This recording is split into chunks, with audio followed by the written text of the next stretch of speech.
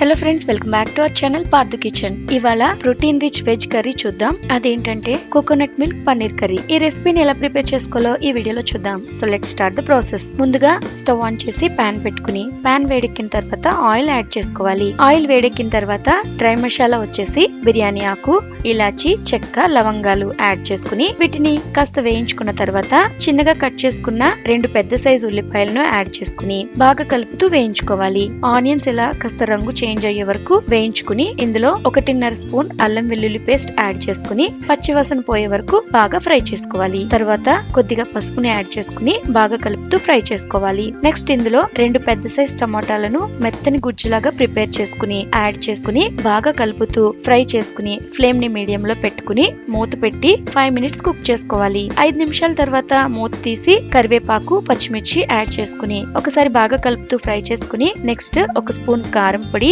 1.5 spoon ధనియాల పొడి add చేసుకుని బాగా కలుపుతూ వేయించుకోవాలి. ఇప్పుడు ఇందులో టేస్ట్ కి తగ్గట్టు సాల్ట్ యాడ్ చేసుకుని బాగా కలుపుకుని నెక్స్ట్ ఇందులో ఫ్రెష్ కోకోనట్ మిల్క్, ఇవి హాఫ్ కొబ్బరికాయ నుంచి తీసిన ఫ్రెష్ కొబ్బరి పాలు, ఈ కోకోనట్ మిల్క్ యాడ్ చేసుకుని ఒకసారి అంతా బాగా కలుపుకుని ఇలా బాగా ఉడుకుతున్నప్పుడు చిన్నగా కట్ చేసిన పన్నీర్ ముక్కలను యాడ్ చేసుకుని బాగా కలిపి మూత పెట్టి ఫ్లేమ్ ని లో టు మీడియం లో పెట్టుకుని 8 to 10 మినిట్స్ కుక్ చేసుకోవాలి. 10 మినిట్స్ తర్వాత మూత తీసి ఒకసారి బాగా కలుపుకుని స్టవ్ ఆఫ్ చేసుకుని సర్వ్ చేసుకోవడమే. చాలా టేస్టీగా ఉండే coconut milk paneer curry ready అయింది. దీన్ని రైస్, రోటీ, చపాతీ, బగార్ రైస్ ఇలా వేటితో సర్వ్ చేసినా చాలా బాగుంటుంది. మీరు కూడా ఈ రెసిపీని ట్రై చేసి మీ ఫీడ్బ్యాక్ తప్పకుండా కమెంట్ చేయండి. అలాగే రెసిపీ నచ్చినట్లయితే లైక్ చేసి మీ ఫ్యామిలీ అండ్ ఫ్రెండ్స్ కి షేర్ చేయండి. మరిన్ని రెసిపీస్ కోసం మన ఛానల్ కి సబ్స్క్రైబ్ చేసుకుని పక్కనే ఉన్న బెల్ ఐకాన్ ని ప్రెస్ చేయండి. Thank you for watching.